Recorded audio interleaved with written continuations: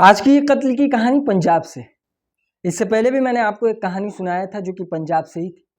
उसमें भी एक बोरी में सरकटी हुई लाश मिलती और आज की इस कहानी में भी एक बोरी में सरकटी हुई लाश मिलती।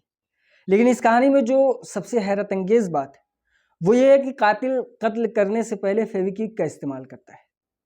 फेविक्विक को वो किस काम में यूज करता है ये सबसे हैरत अंगेज है। कहानी पंजाब के लुधियाना से। लुधियाना में एक जगह है आदर्श नगर। इसी आदर्श नगर के एक बाईपास पे कुछ व्यक्ति को एक संदिग्ध बोरी नजर आती है। जब वो उस बोरी के करीब जाते हैं, जब उसे टच करके देखते हैं तो उन्हें महसूस होता है कि इस बोरी में शायद इंसानी जिस्म है। वो फौरन पुलिस को कॉल करते हैं। पुलिस वहाँ पर पहुँचती है और उसके बाद उस बोरी को खोलकर जब वो चेक करती है तो देखती है कि वाकई में इसके अंदर एक धड़ पड़ा हुआ है, एक इंसानी जिस्म। पुलिस वाले देखते हैं कि इस जिस्म में इसके सर का जो हिस्सा है वो गायब है, यानी गर्दन से ऊपर का जो हिस्सा है वो गायब है। पुलिस वाले आसपास के लोगों से पूछताछ करते हैं कि कौन यहाँ पर बोरी छोड़ के गया, किसी ने देखा है। लेकिन कोई भी ऐसा व्यक्ति नहीं होता जो सामने आए कि वो इस मामले को होते हुए या कोई व्यक्ति इस बोरी को जब छोड़ के जा रहा था तो उसे देखा हो। अब पुलिस वाले आसपास के जितने भी एविडेंस होते वो कलेक्ट करते। अब उसके बाद फिर बॉडी को पोस्टमार्टम के लिए भेजते। लेकिन पोस्टमार्टम से पहले जब पुलिस वाले एविडेंस कलेक्ट कर रहे थे उसी दौरान इस बॉडी से, इस धड़ के जो पॉकेट थी, यानी जो कपड़ा पहना हुआ था, उस कपड़े की पॉकेट से एक आधार कार्ड मिलता है।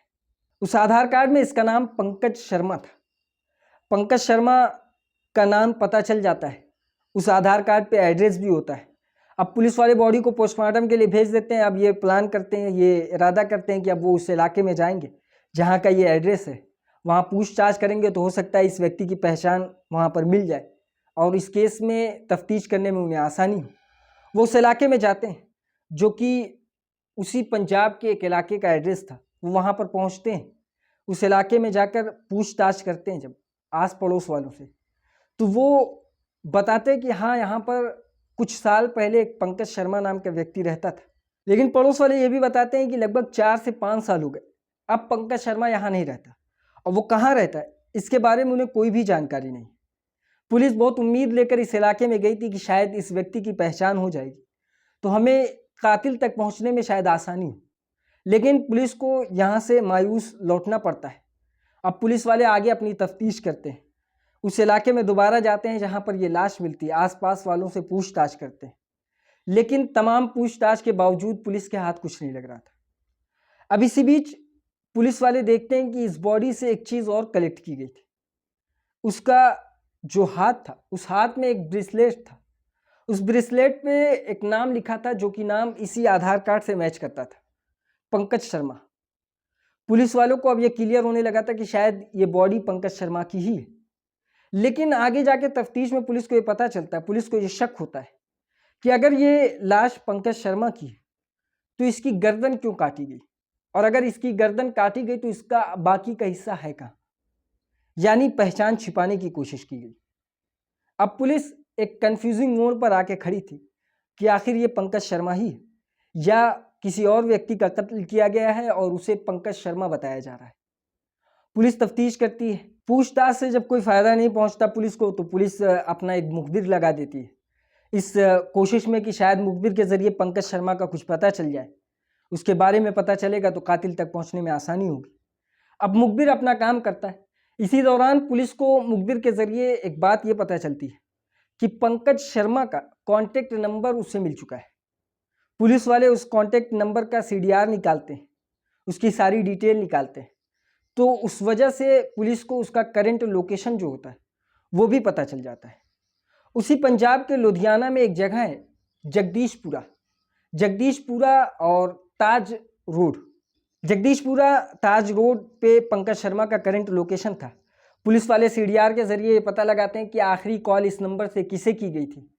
तो एक नाम आता है, अब वो नाम होता है राम प्रसाद का, जिसे पंकज शर्मा ने आखिरी कॉल की थी। अब उसके बाद जब राम प्रसाद का एड्रेस निकाला गया तो वो भी उसी जगह का एड्रेस था, इसी जगदीशपुरा ताज रोड का। अब पुलिस को जब राम प्रसाद का लोकेशन मिल जाता है, राम प्रसाद का एड्रेस, तो पुलिस की एक टीम राम प्रसाद के घर पे जाती है और उनसे पूछताछ करती कि आखिर राम प्रसाद कहाँ पर है। पूछताछ में घर वालों का जवाब ये था कि 29 तारीख को राम प्रसाद अपने घर से निकले हैं और अभी तक वापस नहीं लौटे हैं। और जिस वक्त वो घर से जा रहे थे उससे पहले उन्हें पंकज शर्मा का कॉल आया था। अब पुलिस इधर पंकज शर्मा की कत्ल की गुत्थी को सुलझाना चाह रही थी, लेकिन उन्हीं के साथ एक और गुमशुदगी का मामला उन्हें मिल जाता है। अब पुलिस वाले अपनी तफ्तीश को आगे बढ़ाते हैं। अब इस कंफ्यूजिंग मोड़ पर पुलिस की ये टीम खड़ी थी कि आखिर कत्ल हुआ किसका, पंकज शर्मा का या फिर राम प्रसाद का। इसी बीच तफ्तीश आगे बढ़ती है तो पुलिस के मुखबिर के जरिए जो पंकज शर्मा है उसका लोकेशन मिल जाता है, यानी वो किस जगह पर है वो पुलिस को पता चल जाता है। पुलिस की एक टीम भागते हुए उस बस स्टैंड पर जाती है जहाँ पर पंकज शर्मा का लोकेशन मिलता है। अब पंकज शर्मा को गिरफ्तार करती है। तो ये तो साबित हो गया कि पंकज शर्मा का कत्ल नहीं हुआ। उसकी वजह ये थी कि अगर पंकज शर्मा का कत्ल होता तो गिरफ्तार कैसे होता। तो पुलिस वाले उसे गिरफ्तार करते हैं और उसके बाद फिर उससे पूछताछ करते हैं। शुरुआत में वो इस सारे मामले से अपना पल्ला झाड़ रहा था, वो इस मामले को कबूल नहीं कर रहा था, लेकिन जब पुलिस की टीम उससे सख्ती से पेश आती है तो वो एक एक कर सारी कहानी सुनाना शुरू कर देता है। कहानी कुछ इस तरह से थी कि पंकज शर्मा और राम प्रसाद दोस्त थे। वो एक साथ कभी कभी शराब पिया करते थे, कभी इधर उधर आया जाया करते थे। एक दिन पंकज शर्मा फोन कर राम प्रसाद को अपने घर बुलाता है और घर बुलाने के बाद उसे बहुत ज़्यादा शराब पिलाता है। जब शराब का नशा ज़्यादा हो जाता है तो वो और उसकी पत्नी मिलकर राम प्रसाद का कत्ल करते हैं और कत्ल करने के बाद उसकी गर्दन को अलग करते हैं और उसकी उंगलियों को, हाथ की जितनी भी उंगलियां होती उसे काट के अलग कर देते हैं। और उसके बाद फिर वो गर्दन और उंगली को अलग रखते हैं और बॉडी जो धड़ होता है उस धड़ को एक बोरी में रखते हैं, 2 दिन तक अपने घर में रखते हैं उसे। और उसके बाद फिर वो उसी आदर्श नगर के इलाके में स्कूटी से लेकर जाते हैं और फिर उसी जो बाईपास था उसके किनारे पर रख के वो वापस चले आते हैं। अब मामला ये था कि आखिर इन्होंने कत्ल किया क्यों, क्या वजह थी जो राम प्रसाद का कत्ल करना पड़ा। और कत्ल तक तो ठीक था, गर्दन धड़ से अलग क्यों की गई। दूसरी चीज, गर्दन तो कर दी गई, समझ में आता है कि पहचान छिपाने की कोशिश, तो उसकी हाथ की उंगली क्यों काटी गई। ये सारे सवाल अभी पुलिस को पूछना बाकी थे और पुलिस पूछती भी तो वो एक एक कर इसका भी जवाब देता है। असल में कत्ल की वजह जो थी वो ये थी कि पंकज शर्मा अपनी पहचान यानी अपने आप को मुर्दा साबित करना चाहता था और वो इसलिए अपनी कद काठी और अपनी उम्र से मिलते जुलते एक व्यक्ति से दोस्ती करता है यानी राम प्रसाद से। और उसके बाद फिर दोस्ती करने के बाद फिर ये प्लान करता है कि उसका कत्ल करके उसकी गर्दन और उसकी उंगली को अलग कर देगा और उसके बाद इसे एक जगह पर डंप कर देगा, अपना आधार कार्ड और अपना ब्रेसलेट उसके हाथ में छोड़ देगा ताकि पुलिस को ये लगे कि राम प्रसाद का नहीं बल्कि पंकज शर्मा का कत्ल हुआ है। अब ये हुआ कि ठीक गर्दन तो पहचान के लिए अलग की गई, लेकिन फिंगर जो हाथ की उंगली जो थी उसे क्यों काटा गया।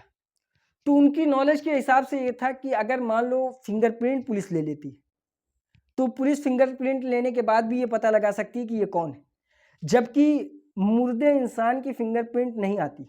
ये जानकारी शायद उनके पास नहीं थी, वो उसकी उंगली की भी एहतियातन काट देते हैं। अब उसके बाद ये मामला था कि आखिर उन्होंने कत्ल करते समय फेविक्विक का यूज़ क्यों किया। फेविक्विक का इस्तेमाल उन्होंने इसलिए किया कि वो जब कत्ल करने वाले थे, जब वो ज़्यादा नशे में आ जाता है तो वो फेविक्विक का डोज जो होता है वो उसके मुंह में पिला देते हैं, यानी उसके होठ को चिपका देते हैं, अंदर हलक में फेविक्विक डाल देते हैं ताकि वो आवाज़ ना कर सके। और उसके बाद फिर वो लोहे काटने की जो आरी होती उससे उसकी गर्दन को काटते हैं और उसी से फिर उसकी उंगली को भी काटते हैं। इस तरह से वो पूरी प्लानिंग करता है अपने आप को मुर्दा साबित करने के लिए। अब ये सवाल था कि अपने आप को वो मुर्दा क्यों साबित करना चाहता था। उसका जवाब ये था कि असल में ये पंकज शर्मा कोई मामूली व्यक्ति नहीं था, बल्कि एक सीरियल किलर था। इसने इससे पहले 4 कत्ल और किए थे, जिसमें शराब के नशे में अगर किसी से झगड़ा हो जाता तो उसका कत्ल किया था, एक अपने कज़न का कत्ल किया था, यानी जो कज़न की वाइफ थी उसके साथ इसका अफेयर था। जब इसके बारे में इसके कज़न को पता चलता है तो वो इसका विरोध करता है। विरोध जब करता है तो फिर पंकज शर्मा उसका भी कत्ल कर देता है। तो टोटल उसने 4 और कत्ल कर रखे थे। वो इसी मामले से, उसके ऊपर केस चल रहा था, तो इसी मामले से छिपने के लिए कि अब वो मुर्दा है, अब वो जिंदा नहीं, वो अपने आप को मुर्दा साबित करना चाहता था और वो गुमशुदा जिंदगी जीना चाहता था। और इन सारे मामलों में उसकी पत्नी भी शामिल थी। पुलिस सारी कहानी सुनती है।